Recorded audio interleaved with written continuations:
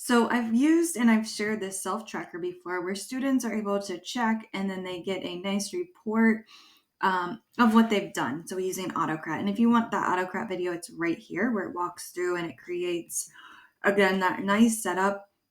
So you as a teacher, as students are checking in with you, you can have everybody tracking on that spreadsheet. And then the students get this report that looks something like, let's find it, like this.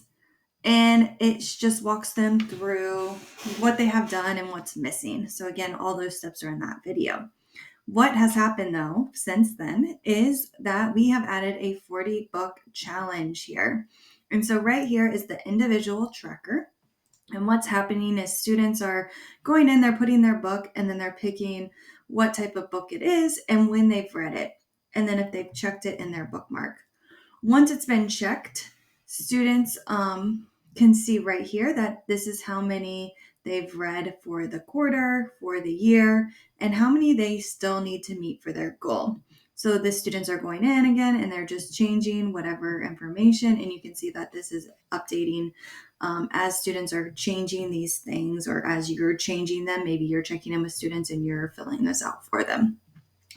And what's happening now is Luis did some amazing magic, of course. And right here, we can see that it is pulling the information from the total. And so instead of, again, having every single student's pulled up, I can just quickly see how many books students are reading. And then if I know that target number, I'm able to check it in with those students. And then what we've added to the new check that you can learn from that other video is I can add those reading numbers right to the bottom of your already created list for your students. And then you can share that with your students. And when you're conferencing with them, you can just really quickly talk about that 40 book tracker or the challenge that they are working on. So again, great way to get students engaged in reading, and you're tracking their data all in one spot. And then you're using Autocrat to individually send that off.